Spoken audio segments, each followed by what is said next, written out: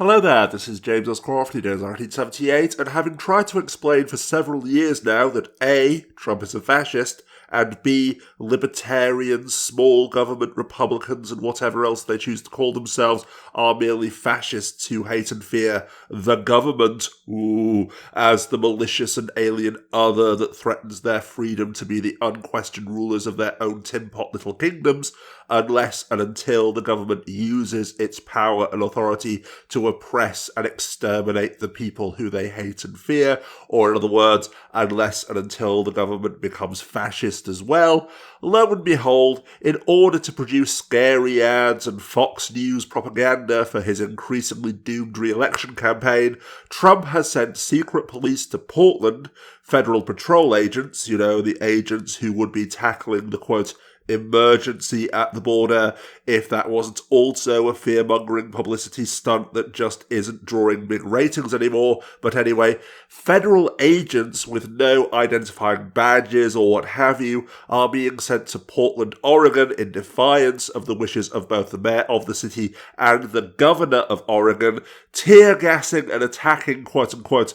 violent protesters and rioters and dragging them away in unmarked vehicles under the flimsy pretext of protecting federal property. And in response to this, the people who've spent decades championing the Second Amendment, declaring that it exists to defend citizens against the threat of the federal government becoming tyrannical, have done nothing. And the champions of states' rights, who spent decades insisting that governors have the right to refuse federal intervention in their own states, have done nothing. Because you see, when they talk about tyranny, they only mean the bad kind of tyranny, the lefty commie pinko socialist tyranny that threatens to raise their taxes and tell them that they can't rape women, drink through straws with impunity, or use the N-word anymore. If Hillary had been elected president back in 2016 and had sent federal agents to quell the semi-automatic rifle-wielding anti-mask and anti-lockdown protests a few months ago, inciting violence for the cameras in order to help her re-election campaign, then at the very least she would be impeached again, no matter how close we are to the election, and in the worst-case scenario, there would be a literal civil war. But just as is the case with all fascist tyrannies since Mussolini, the very nature of fascism, the paradox of its self-righteous self-delusion,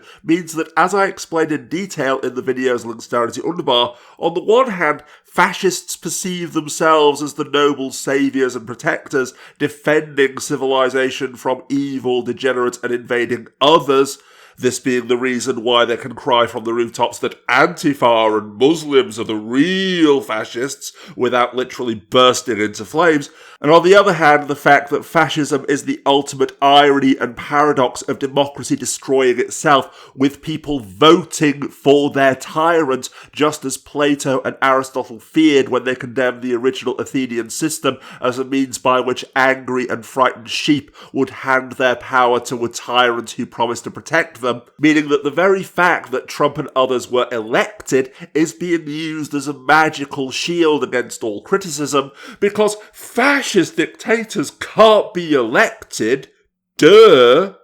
And just to demonstrate this self-righteous and self-serving self-delusion once again, assuming that any how dare you call as fascists and moderate centrist enablers of fascism ever watched this video, the comment section will be filled with the usual cries of, but Antifa are the real fascists. Well, actually, the federal agents are just defending the Portland federal courthouse because the protesters are causing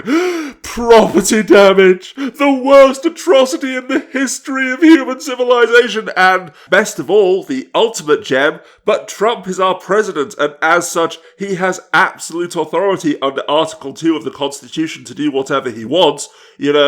just like a tyrant. And no, I don't know what the words irony or hypocrisy mean, because college is leftist brainwashing for elitist demon rat snobs.